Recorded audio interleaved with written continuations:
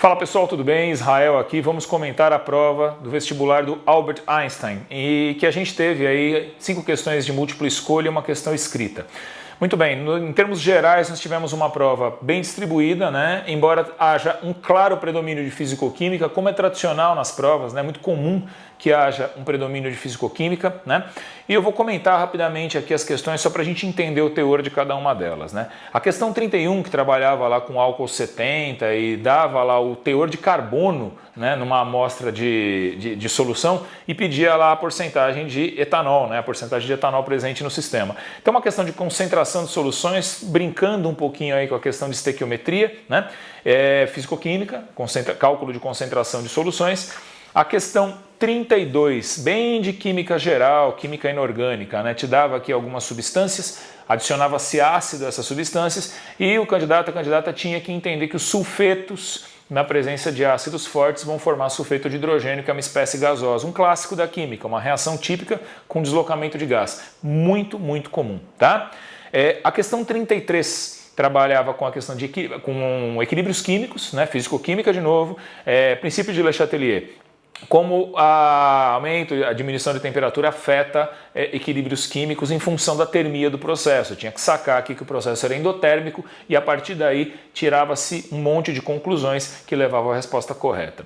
A questão 34, que falava aqui do titânio e suas ligas, né, pedia-se basicamente para entender que a densidade é uma propriedade física da matéria, o caráter visual de uma liga metálica, embora o aço inox não seja uma liga exatamente metálica, né, tem carbono, mas é uma liga, né, como um sistema homogêneo, embora isso possa ser discutido, mas tipicamente em ensino médio as ligas são apresentadas como sistemas homogêneos e basicamente conseguir calcular o NOx do titânio no TiO2, no dióxido de titânio. Tá? Uma questão bacana, muito bem feita também.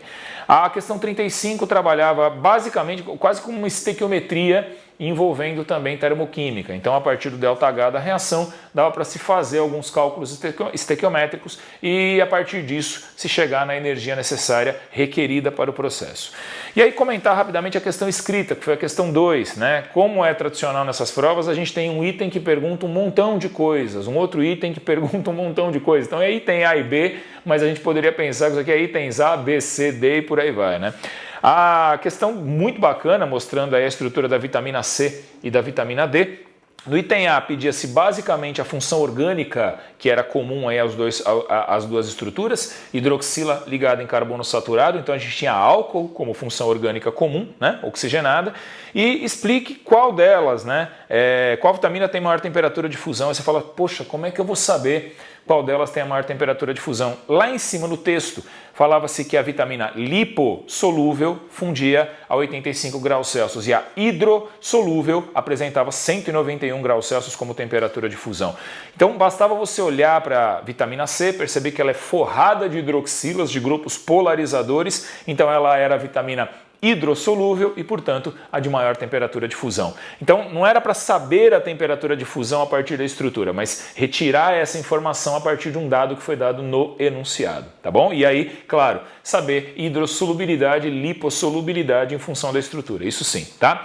No item D, pedia-se para explicar o termo L presente aí no termo ácido L-ascórbico da vitamina C, né? Bom, a vitamina C ela tem carbono quiral, gente. Então, em havendo carbono quiral, ocorre a isomeria espacial óptica, né? Então, nós temos dois estereoisômeros, né? Que são a imagem um do outro no espelho, os famosos enantiômeros. Esse L é uma maneira até meio fora de moda, né? De se referir ao isômero levógero, né? O D seria a maneira também fora de moda de se referir ao isômero destrógero. Hoje costuma-se utilizar menos e mais, mas essa notação ainda é bastante presente, sobretudo em escolas médicas, tá?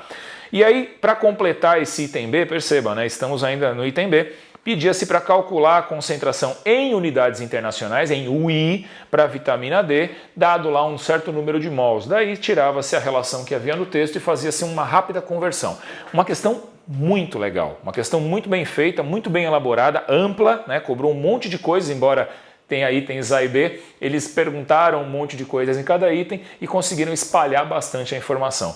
Como sempre, a gente espera que vocês tenham tido um excelente resultado, o melhor possível, tá? A gente se vê em breve e a gente está com você sempre, não esqueça disso. Boas provas, bons estudos. Tchau!